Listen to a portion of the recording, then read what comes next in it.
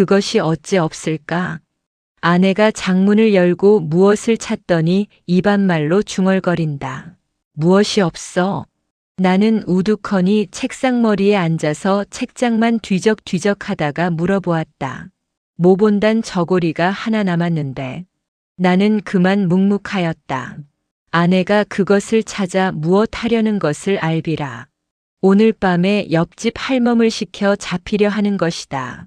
이 2년 동안에 돈 한 푼 나는 데는 없고 그대로 줄이면 시장할 줄 알아 기구와 의복을 전당국, 창고에 들이밀거나 고물상 한 구석에 세워두고 돈을 얻어오는 수밖에 없었다.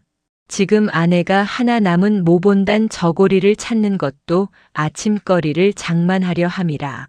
나는 입맛을 쩍쩍 다시고 폈던 책을 덮으며 후 한숨을 내쉬었다. 봄은 벌써 반이나 지났건만은 이슬을 실은 듯한 밤기운이 방구석으로부터 슬금슬금 기어나와 사람에게 안기고 비가 오는 까닭인지 밤은 아직 깊지 않건만 인적조차 끊어지고 온 천지가 빈듯이 고요한데 투닥투닥 떨어지는 빗소리가 한없는 구슬픈 생각을 자아낸다. 빌어먹을 것 되는 대로 되어라. 나는 점점 견딜 수 없어 두 손으로 흩어진 머리카락을 쓰다듬어 올리며 중얼거려 보았다. 이 말이 더욱 처량한 생각을 일으킨다. 나는 또 한 번 후 한숨을 내쉬며 왼팔을 베고 책상에 쓰러지며 눈을 감았다. 이 순간에 오늘 지낸 일이 불현듯 생각이 난다. 늦게야 점심을 마치고 내가 막 관련한 개를 피워 물적에 한성은행 다니는 티가 01이라고 놀러왔었다. 친척은 다 멀지 않게 살아도 가난한 꼴을 보이기도 싫고 찾아갈 적마다 무엇을 뀌어내라고 조르지도 아니하였건만 행여나 무슨 구차한 소리를 할까 봐서 미리 방패막이를 하고 눈살을 찌푸리는 듯하여 나는 발을 끊고 따라서 찾아오는 이도 없었다. 다만 이 티는 촌수가 가까운 까닭인지 자주 우리를 방문하였다. 그는 성실하고 공순하며 소소한 소사에 슬퍼하고 기뻐하는 인물이었다. 동년배인 우리 둘은 늘 친척 간의 비교 거리가 되었었다. 그리고 나의 평판이 항상 좋지 못했다. 티는 돈을 알고 위인이 진실해서 그 애는 돈푼이나 모을 것이야. 그러나 케인의 이름은 아무짝에도 못 쓸 놈이야. 그 잘난 업문 섞어서 무어라고 끄적거려 놓고 제 주제에 무슨 조선의 유명한 문학가가 된다니. 실업의 아들놈. 이것이 그네들의 평판이었다. 내가 문학인지 무엇인지 하는 소리가 까닭없이 그네들의 비위에 틀린 것이다. 더군다나 나는 그네들의 생일이나 혹은 대사 때에 돈 한 푼 이렇다는 일이 없고 티는 소위 착실히 돈벌이를 하여 가지고 국수밥솥에나 보조를 하는 까닭이다. 얼마 아니 되어 티는 잘 살 것이고 케이는 거지가 될 것이니 두고 보아. 오촌 당숙은 이런 말씀까지 하였다 한다. 입 밖에는 아니 내어도 친부모 친형제까지라도 심중으로는 다 이렇게 생각할 것이다. 그래도 부모는 달라서 화가 나시면 내가 그리하다가는 말경에 비렁뱅이가 되고 말 것이야 라고 꾸중은 하셔도 사람이란 늦복 모르느니라. 그런 사람은 또 그렇게 되느니라 하시는 것이 스스로 위로하는 말씀이고 또 며느리를 위로하는 말씀이었다. 이것을 보아도 하는 수 없는 놈이라고 단념을 하시면서 그래도 잘 되기를 바라시고 축원하시는 것을 알겠더라. 여하간 이만하면 티의 사람됨을 가히 알 수가 있다. 그러고 그가 우리 집에 올 것 같으면 지어서 쾌활하게 웃으며 힘써 자미스러운 이야기를 하였다. 단둘이 고적하게 그날을 보내는 우리에게는 더할 수 없이 반가웠었다.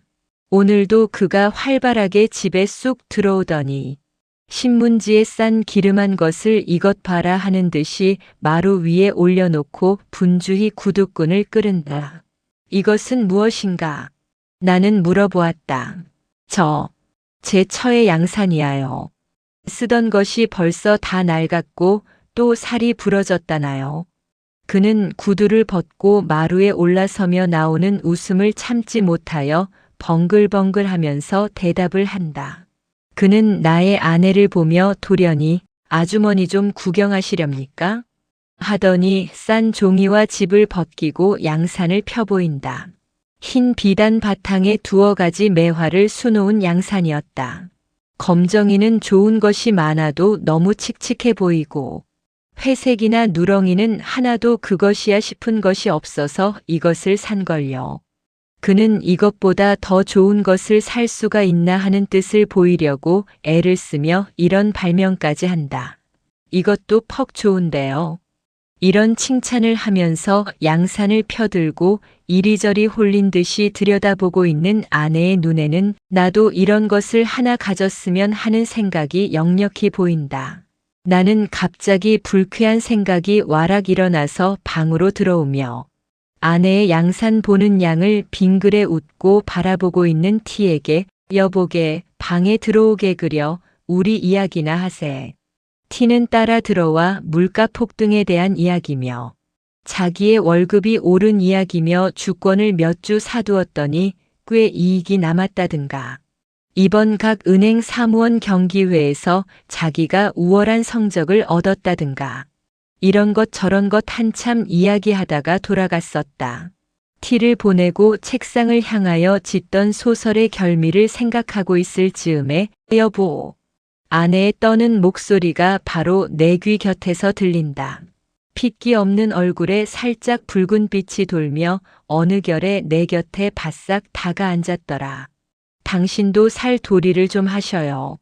나는 또 시작하는구나 하는 생각이 번개같이 머리에 번쩍이며 불쾌한 생각이 벌컥 일어난다. 그러나 무어라고 대답할 말이 없이 묵묵히 있었다. 우리도 남과 같이 살아보아야지요. 아내가 티의 양산에 단단히 자극을 받은 것이다. 예술가의 첫노릇을 하려는 독특한 결심이 있는 그는 좀처럼 이런 소리를 입 밖에 내지 아니하였다. 그러나 무엇에 상당한 자극만 받으면 참고 참았던 이런 소리를 하게 되는 것이다. 나도 이런 소리를 들을 적마다 그럴 만도 하다는 동정심이 없지 아니하나 심사가 어쩐지 좋지 못하였다. 이번에도 그럴 만도 하다는 동정심이 없지 아니하되 또한 불쾌한 생각을 억제키 어려웠다. 잠깐 있다가 불쾌한 빛을 드러내며 급작스럽게 살 도리를 하라면 어찌할 수가 있어. 차차 될 때가 있겠지. 아이고 차차란 말씀 그만두구려. 어느 천년에. 아내의 얼굴에 붉은 빛이 짙어지며 전에 없던 흥분한 어조로 이런 말까지 하였다. 자세히 보니 두 눈에 은은히 눈물이 괴었더라. 나는 잠시 멍멍하게 있었다. 성낸 불길이 치받쳐 올라온다.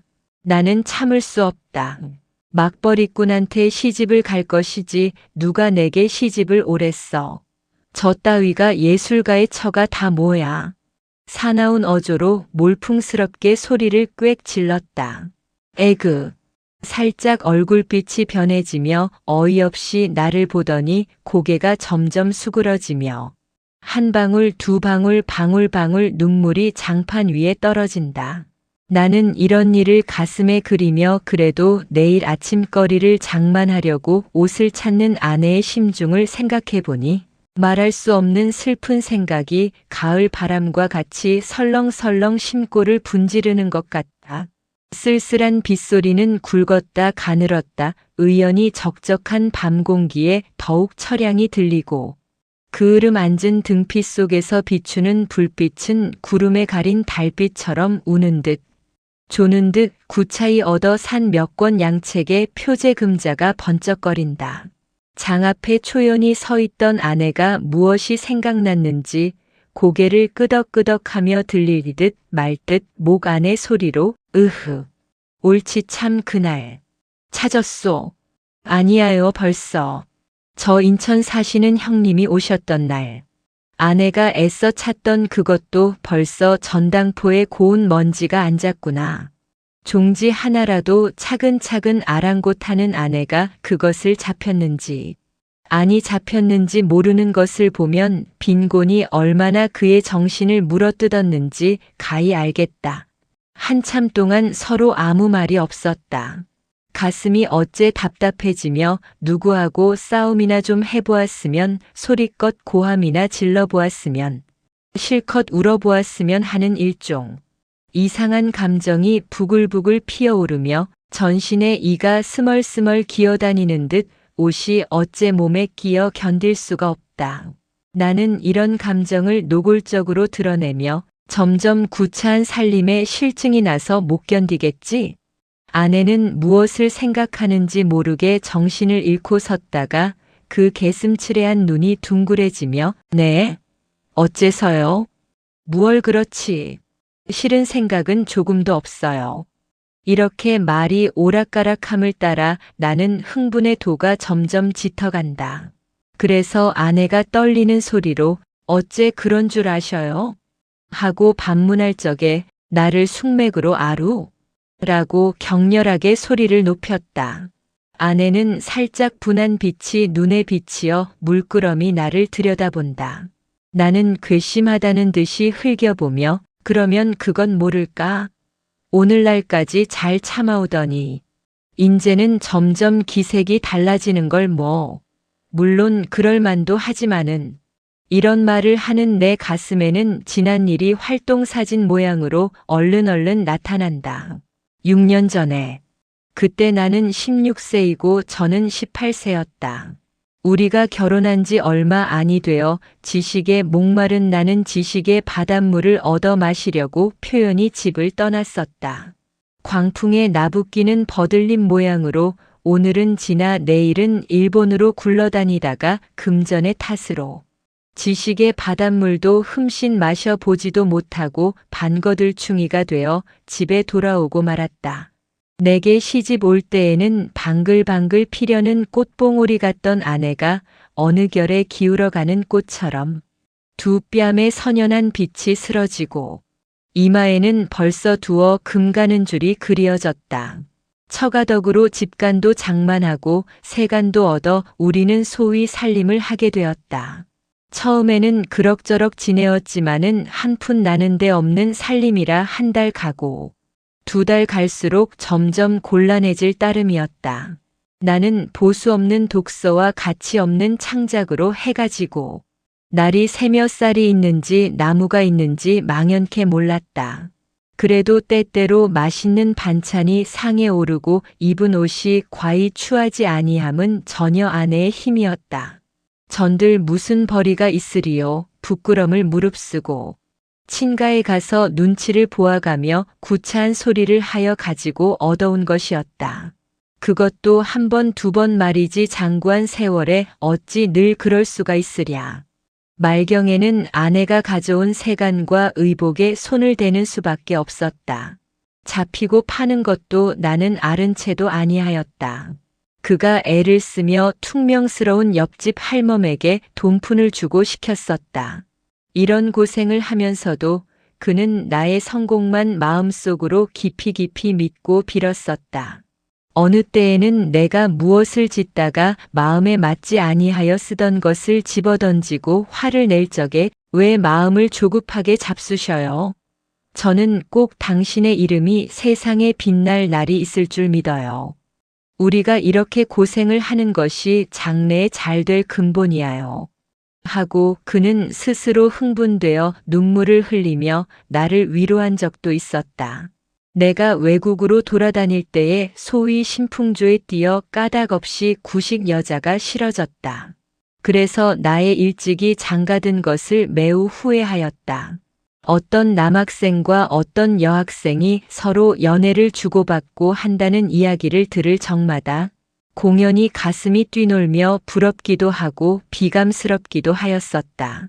그러나 낯살이 들어갈수록 그런 생각도 없어지고 집에 돌아와 아내를 겪어보니 의외에 그에게 따뜻한 맛과 순결한 맛을 발견하였다. 그의 사랑이야말로 이기적 사랑이 아니고 헌신적 사랑이었다. 이런 줄을 점점 깨닫게 될 때에 내 마음이 얼마나 행복스러웠으랴.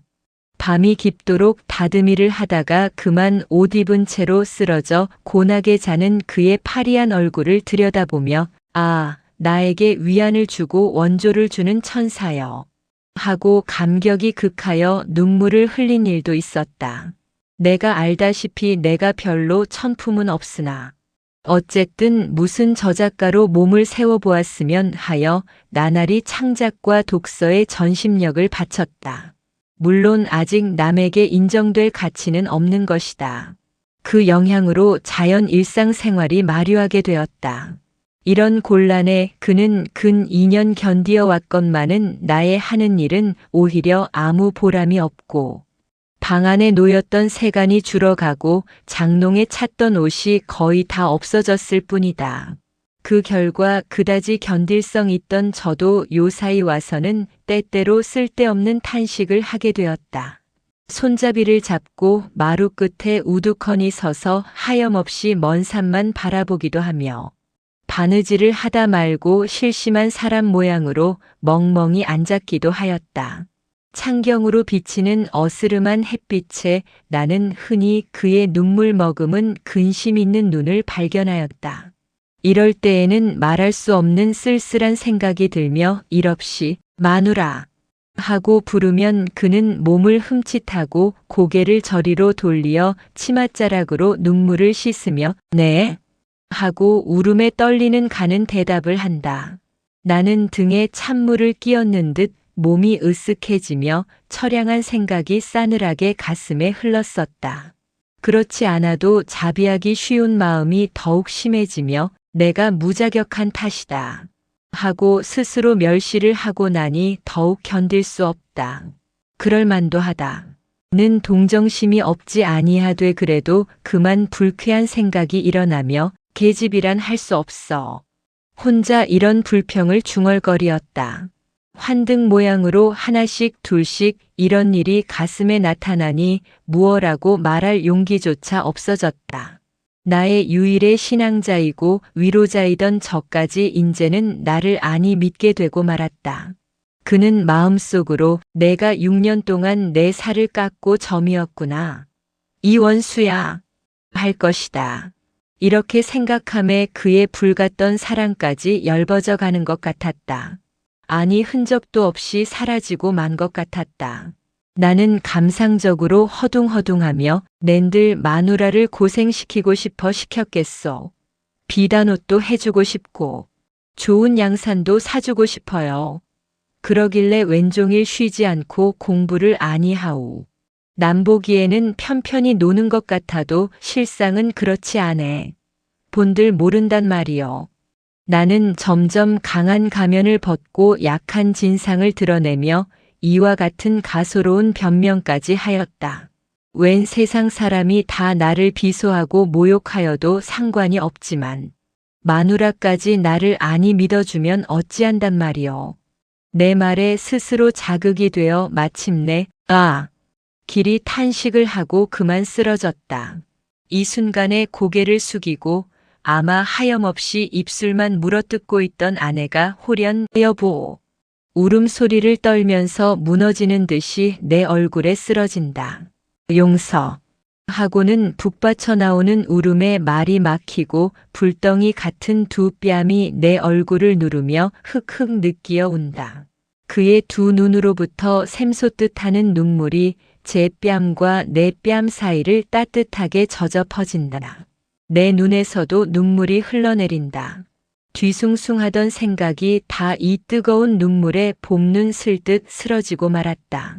한참 있다가 우리는 눈물을 씻었다. 내 속이 얼마큼 시원한 듯 하였다. 용서하여 주셔요. 그렇게 생각하실 줄은 몰랐어요. 이런 말을 하는 아내는 눈물에 불어오른 눈꺼풀을 아픈 듯이 꿈적거린다. 암만 구차하기로니 실증이야 날까요? 나는 한 번 먹은 마음이 있는데 가만가만히 변명을 하는 아내의 눈물 흔적이 어룽어룽한 얼굴을 물끄러미 바라보며 겨우 심신이 가뿐하였다. 어제 일로 심신이 피곤하였던지 그 이튿날 늦게야 잠을 깨니 간밤에 오던 비는 어느 결에 그치었고 명랑한 햇발이 미닫이에 높았더라. 아내가 다시금 장문을 열고 잡힐 것을 찾을 즈음에 누가 중문을 열고 들어온다. 우리는 누군가 하고 귀를 기울일 적에 밖에서 아씨 하는 소리가 들렸다. 아내는 급히 방문을 열고 나갔다. 그는 처가에서 부리는 할멈이었다. 오늘이 장인 생신이라고 어서 오라는 말을 전한다. 오늘이야. 참 옳지. 오늘이 2월 16셋 날이지. 나는 깜빡 잊었어. 원 아씨는 딱도 하십니다. 어쩌면 아버님 생신을 잊으신단 말씀이요. 아무리 살림이 자미가 나시더라도 시큰둥한 할멈은 선웃음을 쳐가며 이런 소리를 한다. 가난한 살림에 골몰하느라고 자기 친부의 생신까지 잊었는가 하매 아내의 정지가 더욱 측은하였다. 오늘이 본가 아버님 생신이라요. 어서 오시라는데. 어서 가구려. 당신도 가셔야지요. 우리 같이 가셔요. 하고 아내는 하염없이 얼굴을 붉힌다. 나는 처가에 가기가 매우 싫었었다. 그러나 아니 가는 것도 내 도리가 아닐 듯하여 하는 수 없이 두루마기를 입었다. 아내는 머뭇머뭇하며 양미간을 보일 듯 말 듯 찡그리다가 곁눈으로 살짝 나를 엿보더니 돌아서서 급히 장문을 연다. 입을 옷이 없어서 망설거리는구나. 나도 슬쩍 돌아서며 생각하였다. 우리는 서로 등지고 섰건만 그래도 아내가 거의 다 빈장 안을 들여다보며 입을 만한 옷이 없어. 눈살을 찌푸린 양이 눈앞에 선연함을 어찌할 수가 없었다. 자, 가셔요. 무엇을 생각는지 모르게 정신을 잃고 섰다가 아내의 부르는 소리를 듣고 나는 기계적으로 고개를 돌리었다. 아내는 당목옷을 갈아입고 내 마음을 알았던지 나를 위로하는 듯이 방글에 웃는다. 나는 더욱 쓸쓸하였다. 우리 집은 천변 배달이 곁에 있고 처가는 안국동에 있어 그 거리가 꽤 멀었다. 나는 천천히 가느라고 가고 아내는 속히 오느라고 오건만은 그는 늘 뒤떨어졌었다. 내가 한참 가다가 뒤를 돌아보면 그는 늘 멀리 떨어져 나를 따라오려고 애를 쓰며 주춤주춤 걸어온다.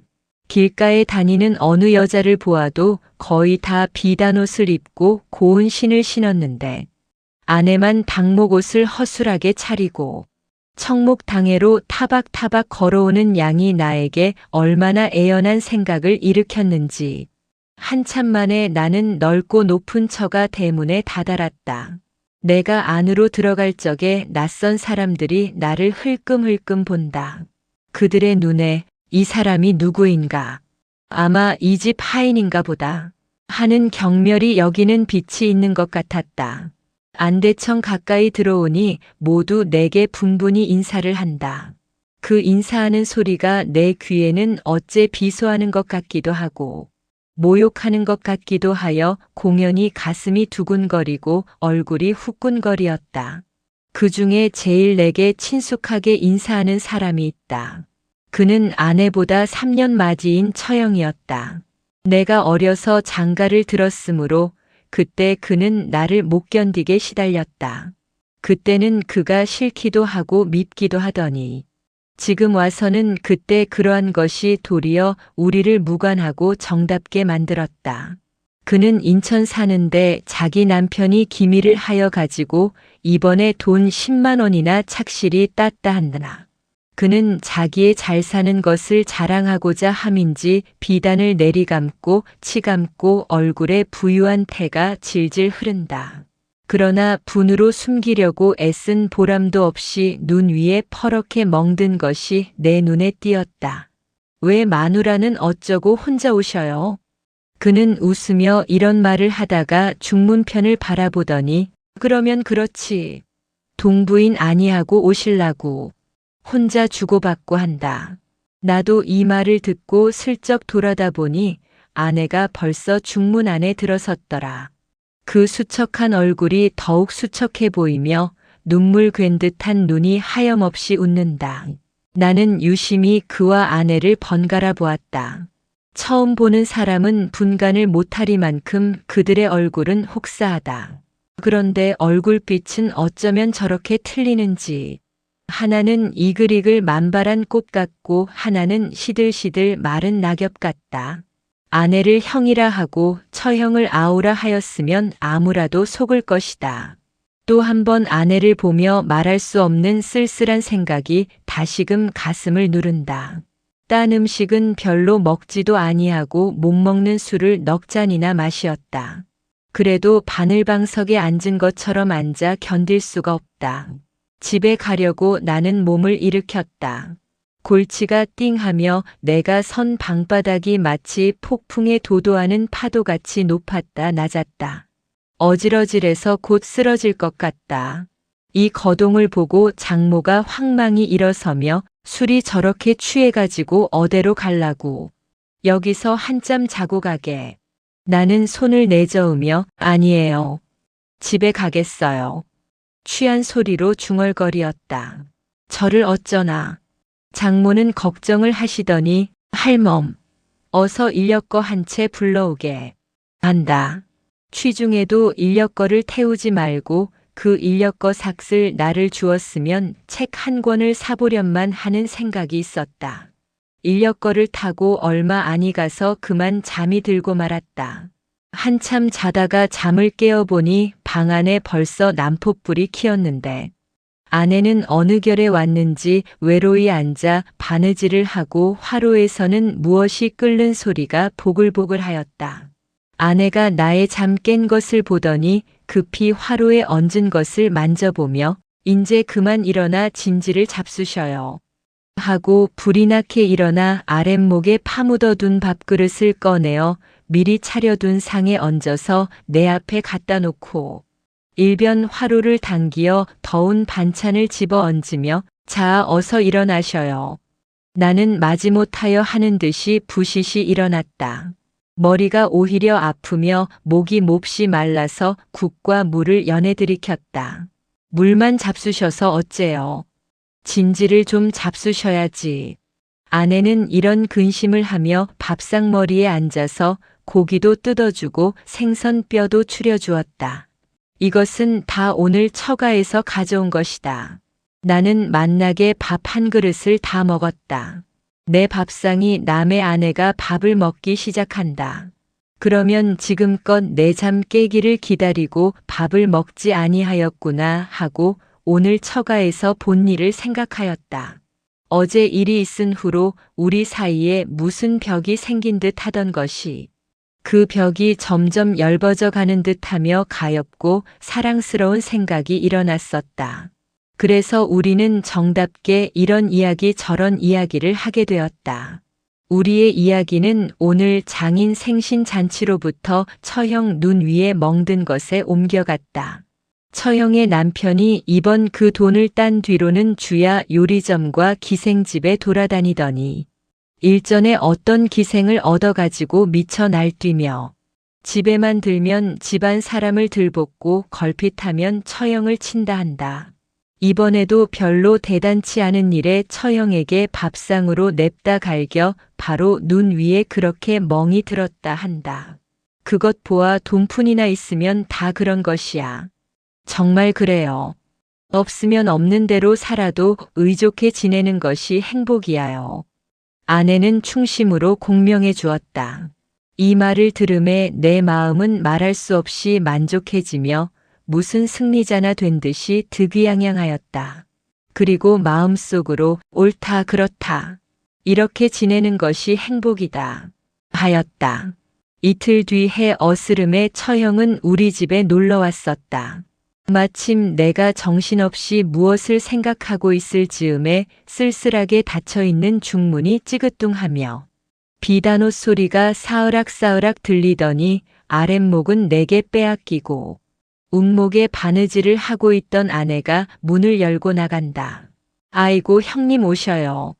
아내의 인사하는 소리가 들리더니 처형이 계집 하인에게 무엇을 들리고 들어온다. 나도 반갑게 인사를 하였다. 그날 매우 욕을 보셨지요.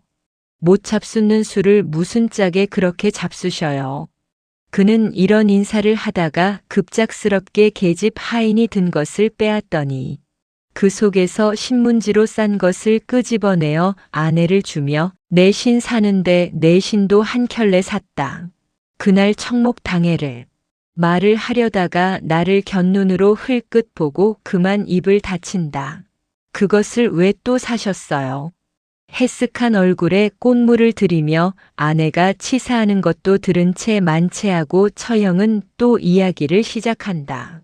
올 적에 사랑 양반을 졸라서 돈 100원을 얻었겠지. 그래서 오늘 종로에 나와서 옷감도 바꾸고 신도 사고. 그는 자랑과 기쁨의 빛이 얼굴에 퍼지며 싼 볼을 끌러 이런 것이야 하고 우리 앞에 펼쳐놓는다. 자세히는 모르나 여하간값 많은 품 좋은 비단일 듯하다. 무늬 없는 것, 무늬 있는 것, 회색, 옥색, 초록색, 분홍색이 갖가지로 윤이 흐르며 색색이 빛이 나서 나는 한참 황홀하였다. 무슨 칭찬을 해야 되겠다 싶어서 참 좋은 것인데요. 이런 말을 하다가 나는 또 쓸쓸한 생각이 일어난다. 저것을 보는 아내의 심중이 어떠할까? 하는 의문이 문득 일어남이라. 뭐다 좋은 것만 골라 샀습니다 그려. 아내는 인사를 차리느라고 이런 칭찬은 하나마 별로 부러워하는 기색이 없다. 나는 저기 의외의 감이 있었다. 처형은 자기 남편의 흉을 보기 시작하였다. 그 밉살스럽다는 둥, 그 추근추근하다는 둥. 말끝마다 자기 남편의 불미한 점을 들다가 문득 이야기를 끊고 일어선다. 왜 벌써 가시려고 하셔요? 모처럼 오셨다가 반찬은 없어도 저녁이나 잡수셔요. 하고 아내가 만류를 하니 아니 곧 가야지. 오늘 저녁 차로 떠날 것이니까 가서 짐을 메어야지. 아직 차 시간이 멀었어? 아니 그래도 정거장에 일찍이 나가야지 만일 기차를 놓치면 오죽 기다리실라고. 벌써 오늘 저녁 차로 간다고 편지까지 했는데. 제3 만류함도 돌아보지 아니하고 그는 호롤이 나간다. 우리는 그를 보내고 방에 들어왔다. 나는 웃으며 아내에게 그까짓 것이 기다리는데 그다지 급급히 갈 것이 무엇이야. 아내는 하염없이 웃을 뿐이었다. 그래도 옷감 바꿀 돈을 주었으니 기다리는 것이 애처롭기는 하겠지. 밉살스러우니 추근추근하니 하여도 물질의 만족만 얻으면 그것으로 위로하고 기뻐하는 그의 생활이 참 가련하다 하였다. 참 그런가 보아요. 아내도 웃으며 내 말을 받는다. 이때의 처형이 사준 신이 그의 눈에 띄었는지 혹은 나를 꺼려보고 싶은 것을 참았는지 모르나 그것을 집어들고 조심조심 펴보려다가 말고 머뭇머뭇한다. 그 속에 그를 해케할 무슨 위험품이나 든 것 같이 어서 펴보구려.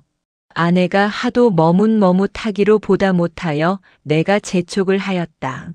아내는 이 말을 듣더니 자키 좋으랴 하는 듯이 활발하게 싼 신문지를 헤친다. 퍽 이쁜걸요. 그는 그늘에 드문 기쁜 소리를 치며 방바닥 위에 사뿐 내려놓고 버선을 당기며 곱게 신어본다. 어쩌면 이렇게 맞아요. 연해연방 감탄사를 부르짖는 그의 얼굴에 흔연한 희색이 넘쳐 흐른다. 묵묵히 아내의 기뻐하는 양을 보고 있는 나는 또다시 여자란 할 수 없어 하는 생각이 들며 조심하였을 따름이다. 함의 밤빛 같은 검은 그림자가 가슴을 어둡게 하였다. 그러면 아까 처형의 옷감을 볼 적에도 물론 마음속으로는 부러워하였을 것이다. 다만 표면에 드러내지 않았을 따름이다. 겨우 어서 펴보구려 하는 한마디에 가슴에 숨겼던 생각을 속임없이 나타내는구나 하였다. 내가 무엇을 생각하고 있는지 저는 모르고 새 신씨는 발을 조금 쳐들며 신 모양이 어때요? 매우 이뻐.